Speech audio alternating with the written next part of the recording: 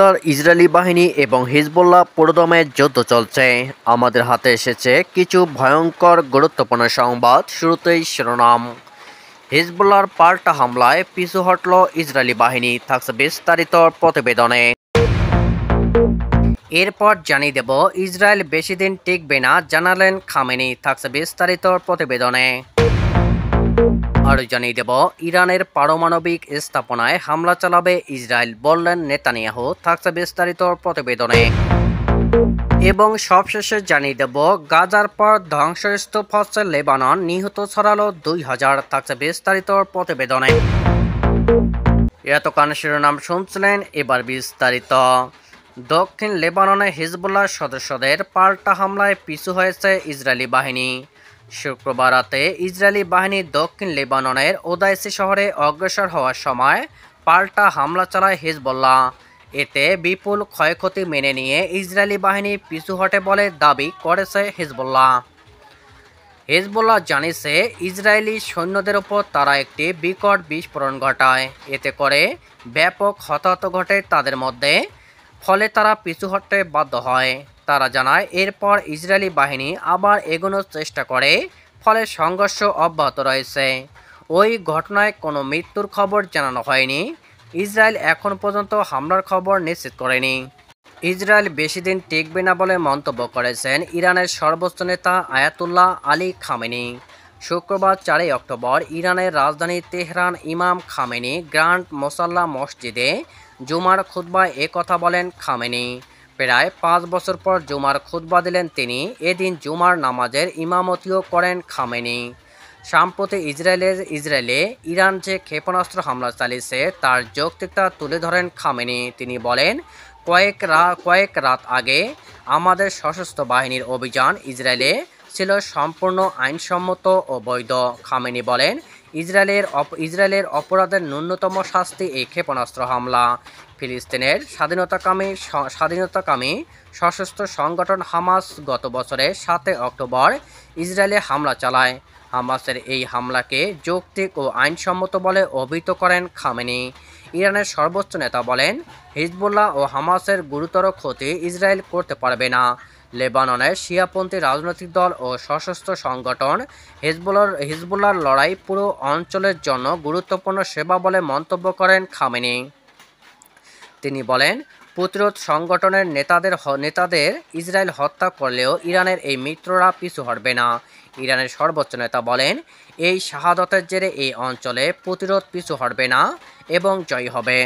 সরাসরি ক্ষেপণাস্ত্র হামলার জবাবে ইরানের বিরুদ্ধে ইসরায়েল কিভাবে প্রতিশোধ নেবে তা নিয়ে জল্পনা চলছে। ইতিমধ্যেই মার্কিন প্রেসিডেন্ট জো বাইডেন জানিয়েছেন যে ইসরায়েল যদি ইরানের পারমাণবিক স্থাপনায় হামলা করতে চায় তাহলে তাতে সমর্থন দেবেন না তিনি। তবে জো বাইডেন বলেছেন ইরানের তেল স্থাপনায় সম্ভাব্য ইসরায়েলি আক্রমণ নিয়ে আলোচনা চলছে। হোয়াইট হাউসের সাংবাদিকরা বাইডেনকে প্রশ্ন করেছিলেন ইসরায়েল কি ইরানে ক্ষেপণাস্ত্র হামলার জবাব দিতে গিয়ে তেহরানের তেল স্থাপনায় আক্রমণ চালাবে। এর জবাবে বাইডেন বলেছেন, আমরা আলোচনা করছি।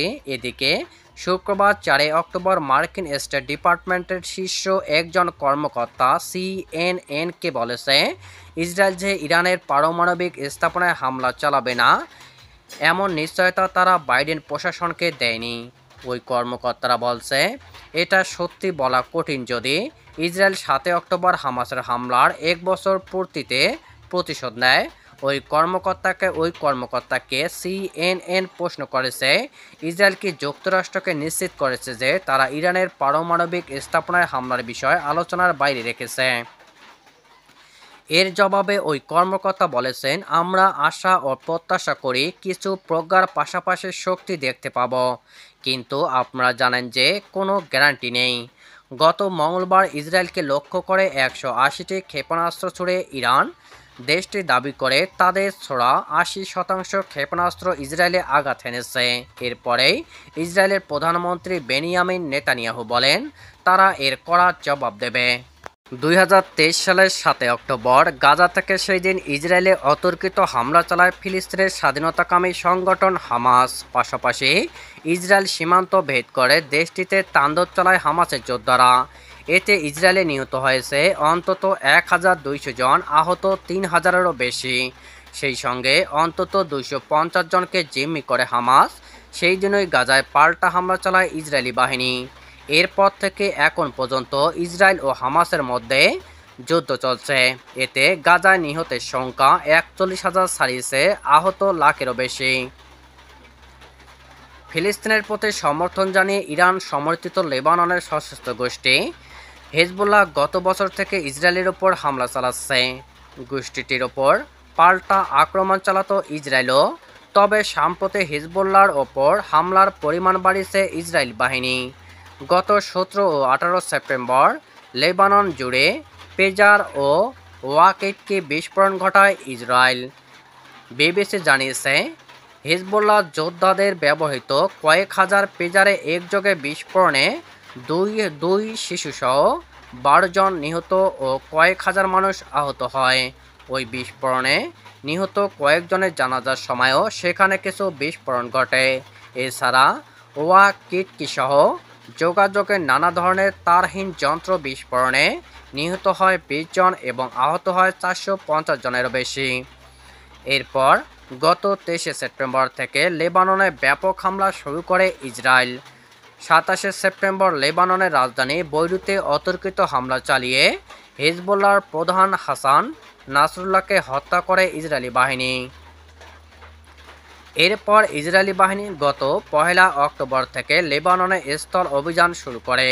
শনিবার 5 অক্টোবর লেবাননের স্বাস্থ্য মন্ত্রণালয় জানিয়েছে, এখন পর্যন্ত লেবানন জুড়ে নিহতের সংখ্যা 2,000 ছাড়িয়েছে। নিহতদের মধ্যে 127 জন শিশু, 261 জন নারী রয়েছে। এছাড়া 12 লাখের বেশি লেবানিজ ঘরছাড়া হয়েছে।